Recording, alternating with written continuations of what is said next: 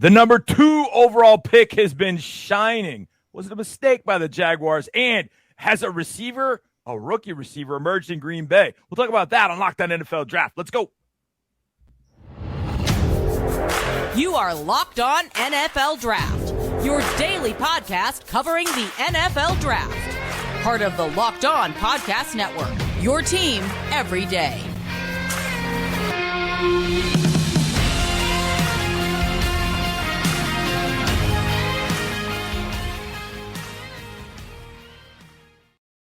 What's up, everybody? Welcome into another edition of Locked On NFL Draft. Appreciate you being here with us. And we are the power trio on this draft podcast, led by Ryan Tracy from Rogue Analytics at Ryan Tracy NFL. And there's my man with the SF hat representing NoCal, Eric Crocker, former NFL AFL defensive back, at Eric_Crocker on Twitter, at Ryan Tracy NFL on Twitter, at Jay Harris Football, because I'm John Harris, football analyst, sideline reporter for the Houston Texans, also owner operator of footballtakeover.com. Now, each year, guys, I get a chance to watch the Jacksonville Jaguars twice a year up front. They had the number 1 pick last year in the draft. They picked Trevon Walker. Traits, elite traits, a tremendous football player. Did the Jaguars get it right? But before you answer that, what you think on that? Because I got to tell you, today's episode of Locked On NFL Draft is presented by Prize Picks. Prize Picks is daily fantasy made easy. Pick 2 to 5 players, and if they score more or less than their Prize Picks projection, you can win up to 10 times your money on your entry. First-time users can receive a 100% instant deposit match, up $200 of promo code Locked On. That's PrizePicks.com. Promo code Locked On. So, Eric Crocker, the Jags passed on Aiden Hutchinson to take Trevon Walker.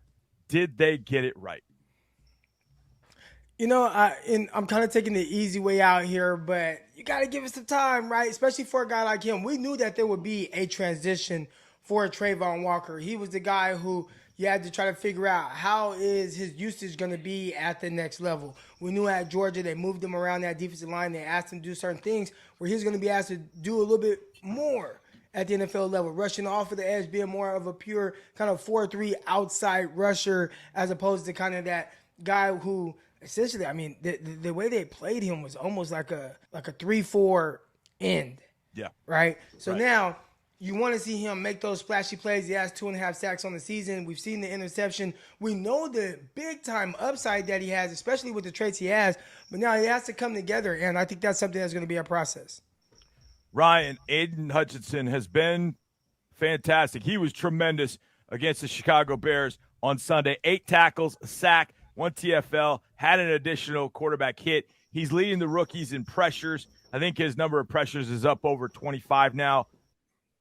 I don't know if it's as simple as saying, did the Jaguars get it right? Because, look, Eric's right. We got to give it some time. Mm-hmm. However, Hutchinson was kind of a ready-made, ready-to-go prospect. Your thoughts about Hutchinson v. Walker?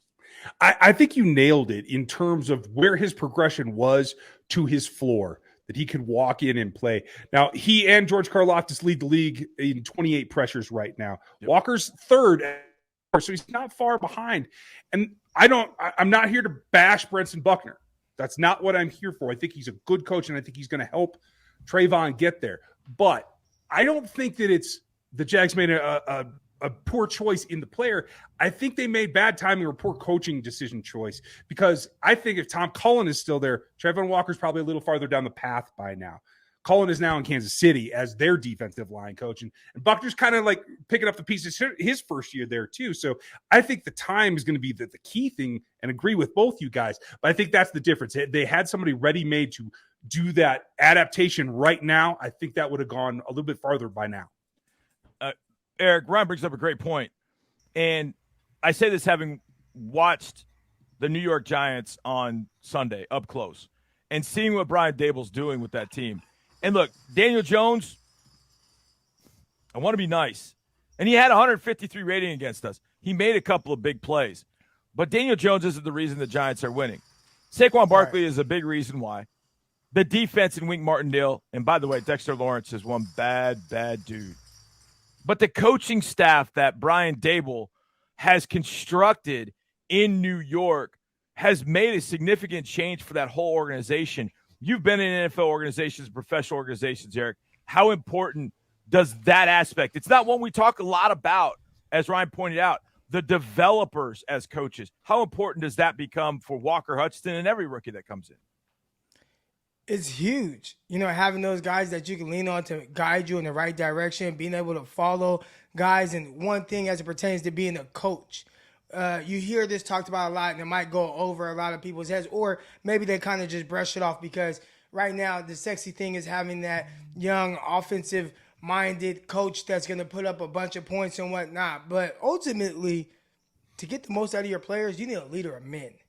And I think that's what we're seeing as guys, from guys like Dayball, right? Like a guy that he's getting the most out of his players, instilling a certain level of confidence in Daniel Jones to just do enough, instilling a certain level of confidence in Saquon Barkley to where, hey, now you can get back to where you were pre all these injuries that he's had going on.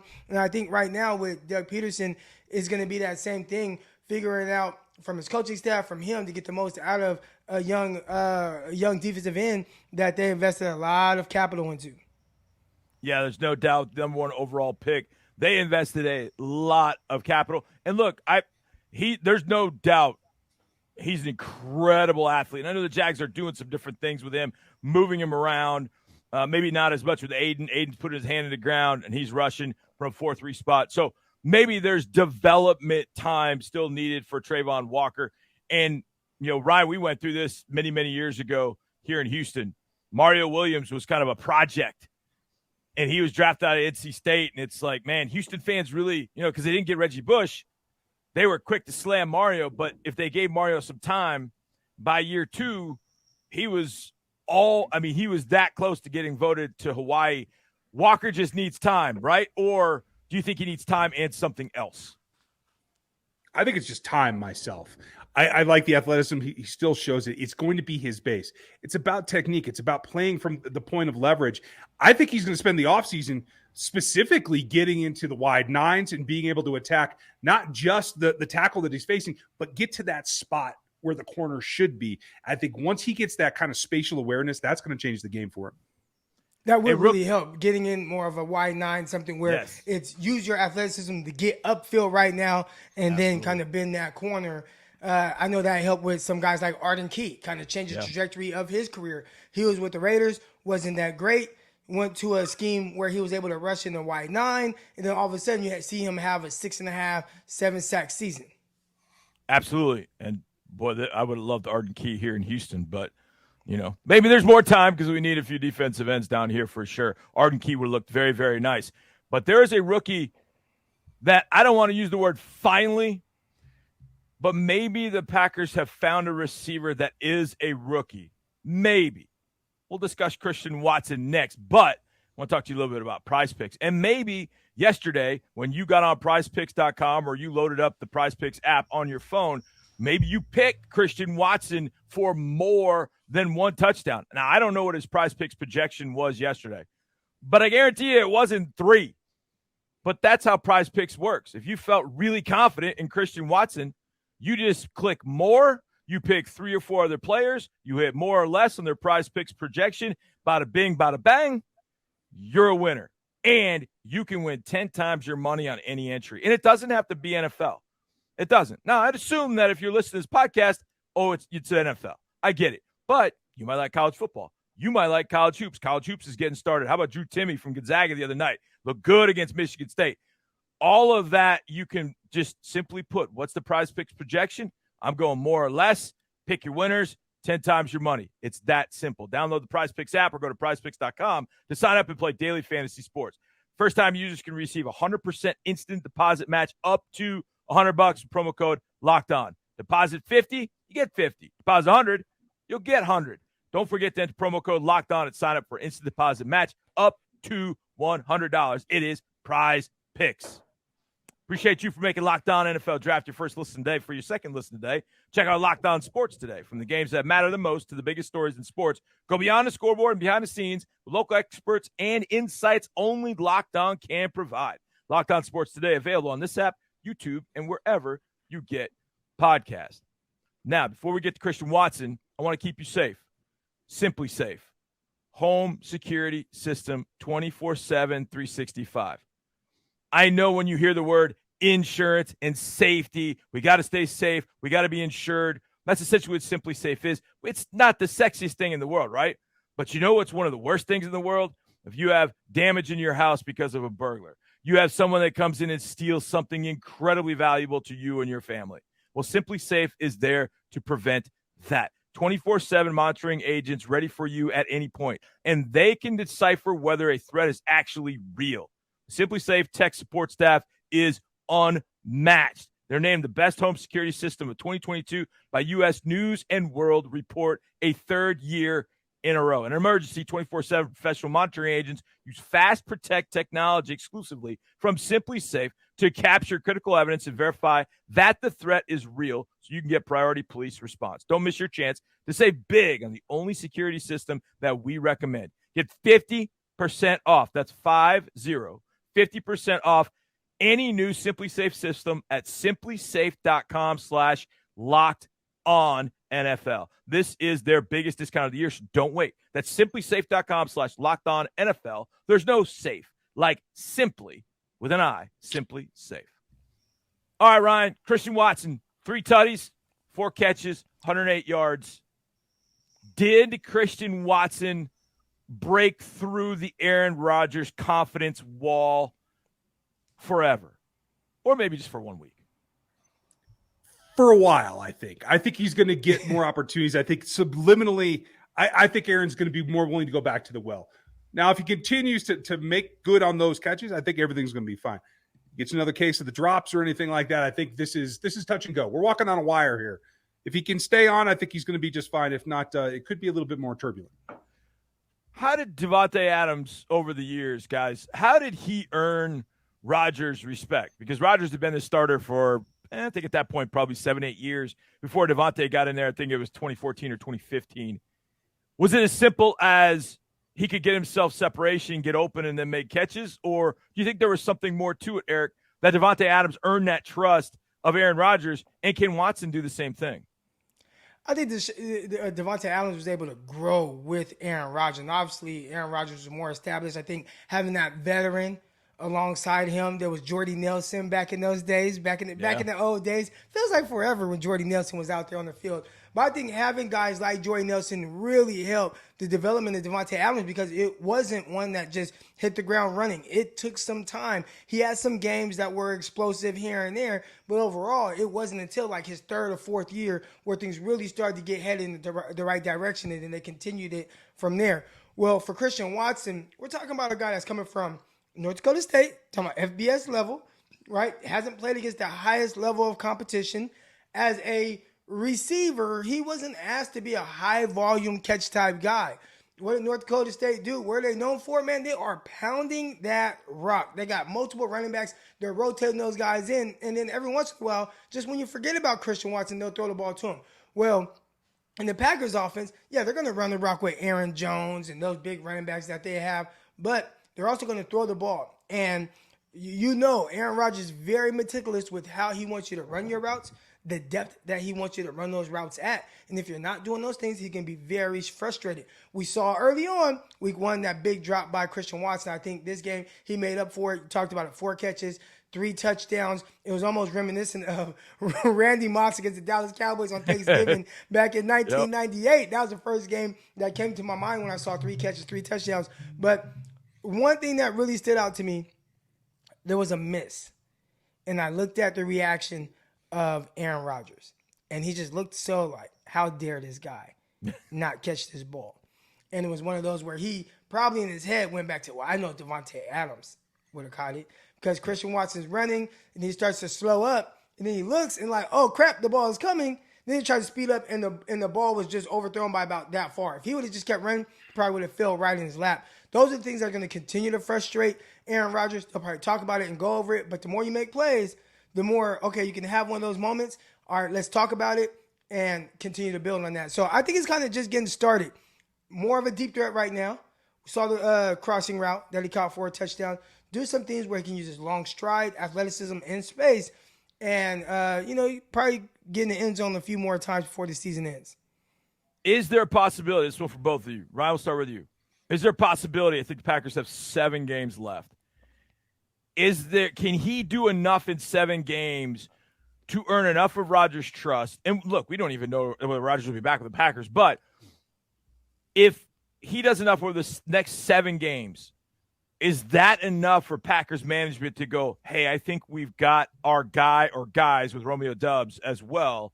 We don't have to go get a wide receiver in the first round or this, or maybe we just supplement it with a free agent that we can bring in. Maybe not a Tyreek Hill type free agent or Justin Jefferson type free agent, but a solid free agent to go with those two. Can he do enough over the next 7 games to lock that up? Or do you think there'll still be question marks at the end of the year that they feel like, hey, we still have to go get wide receiver 1 because these guys just aren't ready? Ryan?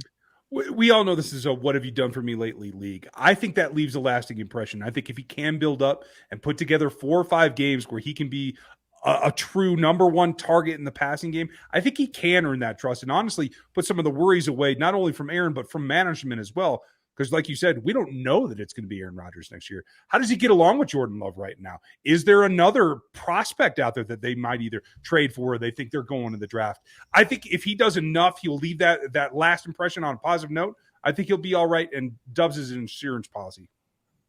Eric, your thoughts. Can Watson snatch up wide receiver 1 responsibilities through the next 7 games?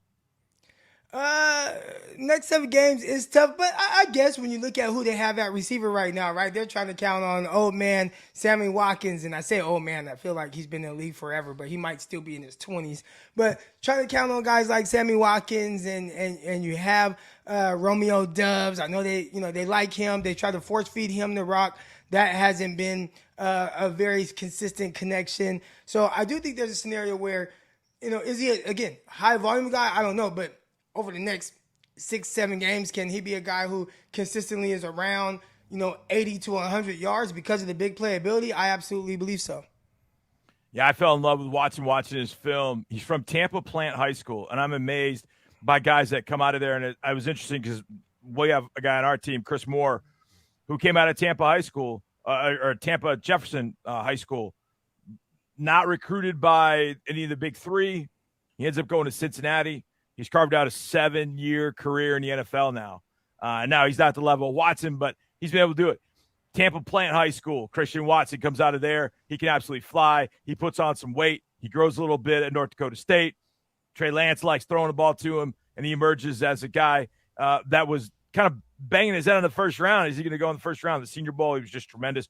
I would love to see Christian Watson be that guy for Aaron Rodgers just to see how that materializes for Rodgers down the road. And again, I'm not even totally sure where Jordan Love is going to end up. And speaking of Jordan Love, let's do some rookie / off-season fill in the blank next, right here on Locked On NFL Draft. But before we get there, I got to pause for just a second and make sure that we're paused because I need you guys out there to try Built Bar's new reimagined flavors. We got 3 of them.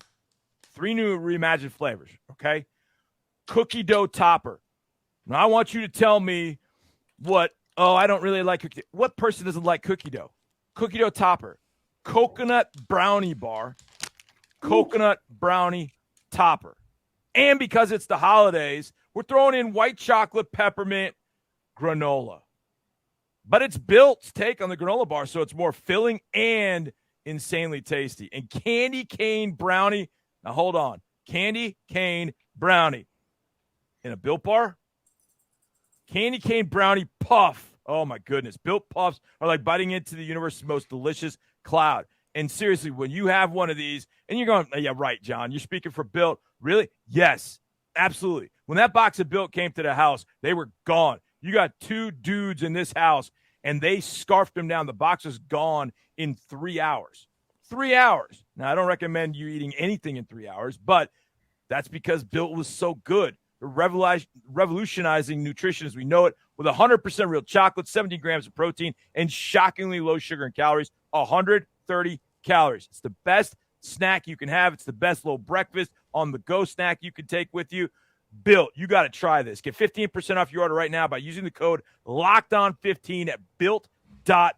All right, guys, let's do a little bit of rookie / offseason fill in the blank. And I'm going to start with a guy we just was talking about last segment, but not Christian Watson.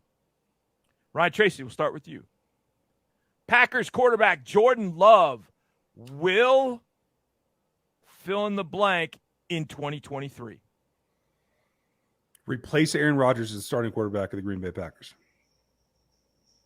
Wow. I think Aaron might have reached the end of his rope, whether it's some hallucinogens in the offseason or whether it's a contract dispute. I think if Aaron Rodgers plays again, I think it's probably elsewhere at this point. Okay, well, I'm going to have a second question for you then. Eric Crocker, fill in the blank. Packers quarterback Jordan Love will blank in 2023. Be elsewhere. All right. I think Jordan Love will be playing for a QB needy team that maybe doesn't want to start all the way over, but wants to have somewhat of a reset with someone that still has some upside, some potential. Don't quite know, but you bring him in, and doesn't have to be a crazy contract, but something where he's competing against maybe a mid-round rookie type quarterback. I like both of your answers. Going against one another. I think Jordan Love, well, it's funny because I think Jordan Love is a name we'll hear a little bit more of. Teams that can't get into the top 5, top 7 to get one of these quarterbacks in the draft, I think they very easily could go look at Jordan Love and do something to bring him there. Now, where does Aaron Rodgers go? That's a different question. Okay, next question. Eric, start with you. Eric, you are the GM of the team that gets the number 1 overall pick, but you can't make a trade. And you have a young quarterback already. So you will take blank as the number 1 overall selection in the 2023 NFL draft. Oh, man, that's a tough one, and I think I'll probably go with, I don't know, Will Anderson. That's pretty easy. Listen, I know he's had some ups and downs this season, but the guy's still physical freak. He could bend around that corner. The play strength is there. The versatility is there, and I think, getting to the NFL, being drafted number 1 overall, it'll bring that motor back. But all the questions that we have about Trevon Walker and what he potentially can be, I think Anderson is already that. Ryan Tracy, same question to you. Is it as simple as Will Anderson Jr.? Fill in the blank.